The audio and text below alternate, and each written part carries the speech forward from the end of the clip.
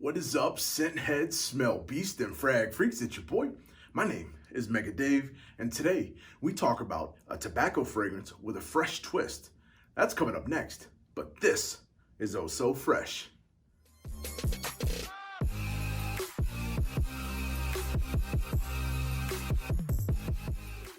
Yo, what is good, Fresh fam? For everybody returning, I want to say thank you so much for being a freshie. It really means a lot. And if this is your first time here, welcome. As I said before, my name's Mega Dave. This is my channel, Eau So Fraiche. I do reviews on fragrances that I absolutely love, and I hope that you love them too. If you do, give me 2 huge fresh thumbs up. That lets me know that you enjoyed the content. Also, think about subscribing. Hit me on my bell and give it one good wallop. There you go. Now you're updated and you know when I'm dropping new fire like this, because who knows, it could be your favorite fragrance that I review next. Today, as you saw from the intro, we're talking about a tobacco fragrance that completely blew me away when I first got it. For those that don't know, if you saw my live stream that I had on Facebook, I do those once a week when we get the hauls. I'm going to start doing them all the time. I think it's a really good interaction. You guys will get to ask a bunch of questions. I answered them.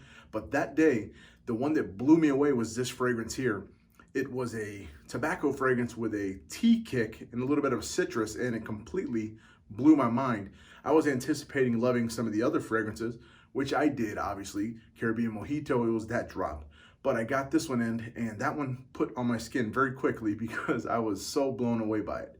The fragrance that I'm referring to is from a London-based fragrance house that is not very known. It's called Ormonde Jayne. A lot of people that are in niche probably know about this house. They have some fantastic fragrances, but this one is called Montabaco. It is one that really takes the niche house and the niche name to another level and making experimentations and things that Sam already does. But that's what you have to love about niches. They take notes that normally would not be put together and really expand your mind and blows them apart.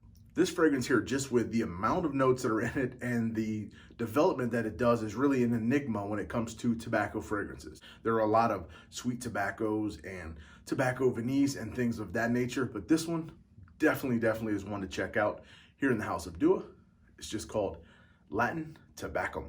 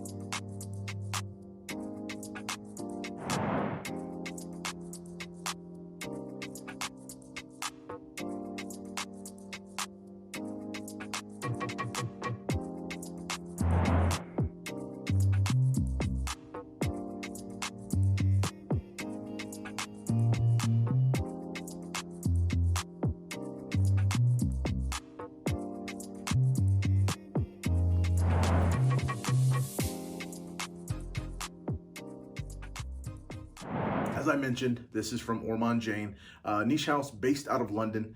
They do some very good iterations. The best thing that they do is these experimentations, and in particular with this fragrance, taking notes that really don't belong together, if you will, and really spin them on their head and making them belong together, if you will, and kind of force them into submission and making a fantastic scent. But let me shut up and get to why you guys all came here and get to the scent breakdown. All right, got my Latin Tabacum, and of course, my ultra famous Mega Dave's fresh strip. We just cracked its back, and we're gonna put one spray right on paper. Look at that plume. I wanna chase it. Right from the gate, we get a very mild, not super in your face, bright citrus, more particular orange. Bergamot peel too is in there as well, so a little bit bitter, very fresh. Also trailed just behind it is a little bit of spice from cardamom. It's very good. And then there's a very distinguishing sage note that's here. Gives that herbalish type of vibe to it. There's also a slight cooling note in here that's very fresh. I don't know if there's vetiver or anything in this. I don't remember it being listed, but it gives off like this clean, fresh scent. And the tea is not just here just yet. Now, there is trails of tobacco already. It's a little bit more of a dry tobacco, but there is just something in it that just feels like very fresh to me. It kind of opens your passages, and really that citrus helps bring it in and hold all this together and just makes it feel very bright. When we get to the mid, that's really the dominant part of this entire fragrance. This thing doesn't change 1,000 different ways, even though there is a ton of notes in this, but this is very green tea dominant to me. It's very refreshing. It just smells like exactly what I'm saying to you, green tea. And then there's also a very nice tobacco note. It's not ultra sweet. It's not super bitter. It's not smoky nasty. It's just like a green tobacco leaf is what I get. And if I had to bulk this fragrance into like a simple category, if I was doing like a 3-second bit, this Latin Tabacum is citrus, green tea, and tobacco. But there's a lot more into it, especially as you start sniffing a bit more. You start picking up like florals that are in here.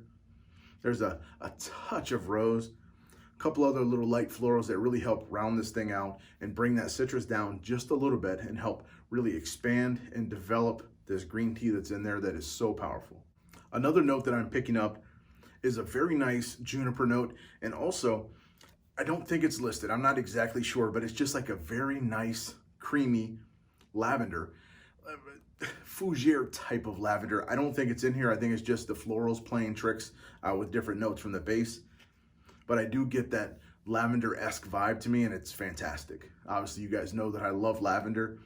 It's not in here, I don't think, but it has that scent to me. Now, when we get to the dry down, this is where things get really masculine to me. As always, I'm wearing it on my arm, and I'm very happy to wear it. The first bit that you get, so it's a very nice wood dominated, but also a very, very high quality ambergris. A creamy sandalwood, so there's like I said, a vanilla-ish type vibe to it, so it's like a creamy sandalwood. A very nice woody base, and then a very prominent ambergris that comes through as well, of course, with some nice dry tobacco. So as I mentioned, there's nothing like mega sweet to this. The tobacco is nothing like the King of Judea tar or tobacco veneer or any of that. It's a very nice dry green tobacco with a nice, good, solid base of wood. And as we dig our nose a little bit deeper, you really do get a nice, like a suede note. It's very smooth and it's very masculine. Now, I know this is listed as unisex with having citruses and green tea. You would think that it would definitely be. I tend to think a little bit leaning more towards masculine to me. Now, women, of course, pull it off if you like. Love what you wear what you love. But in my opinion, with the base that's in here, it is so woody. The ambergris is very forward. There's nothing nasty or skunky or any of that in here. It's just ambergris. So if you guys have smelled ambergris, you know what it is. If you've smelled woods, you know woods and sandalwood. So that's what this is. Now, the tobacco note is very strong as well. This is a very strong fragrance. And getting into longevity, extremely long, well over 8 hours. Again, this is a very infantile bottle. I haven't had this very long, so I can imagine this will get even further. I can really see, just from my experience with Duas, thinking this is going to be 10 hours plus. The way the notes are, and especially the base, tobacco fragrances tend to last a very long time, especially when you get this type of wood base that's in here. It really helps push and give Viagra to things. Now, for people that have smelled Montabaco before, that was already a pretty decent, long-lasting fragrance. It just was very expensive, so we have that now. Times to wear this, I definitely think right now in the spring, depending if you're in cooler weathers, but late spring, so in the evening times. In the summer, you could possibly get away with this. Again, depending where you live. If you're in upper climates, Canada, and cooler weather, you can definitely pull this off summertime at night. Fall, I think, is ideal for this. Now, with the citrus and the tea and all of that, I think it's absolutely just fine for summers in cooler areas, but I do think that this would get wore down a little bit in the summer. So definitely stick to evenings for the spring. Definitely for fall, I think that's the perfect, and I'm not exactly sure if this would really perform extremely well for the winter time. I think that's when I would definitely whip out the King of Judea tar, Royal Cherry tar, things like that can really last, but it all depends where you live. If you're in a very hot climate and it's wintertime and you're in the 50s, pull it off, no problem. All right, so to do the summary of this, the fragrance, citrus, green tea, and tobacco. That's the three main notes that you'll get. If you love the smell of green tea, if you love the smell of citrus green tea, in fact, with a nice tobacco to back it up, to give it some strength, that's exactly what you have. I know a lot of people are going to love this fragrance. I don't know how long it's going to last. As far as I know right now, it's still in stock as of today. Could change. This thing has blown my socks off, and I'm sure tons of people are going to also get their socks blown off, especially when this thing gets to full peak. It's going to be an absolute monster. It is very, very mass pleasing. I can't find too many people that will not like the scent of this. The only ones that may not like it is towards the end, it gives a smoky type vibe to it, but again, nothing nasty. Just a very pleasant, very good niche scent. So for this wonderful fragrance, Latin Tabacum, that's all I have. Until I come to you again, I want to thank you guys so much, tell you that I love you, and I want you guys all to be blessed and stay fresh. We got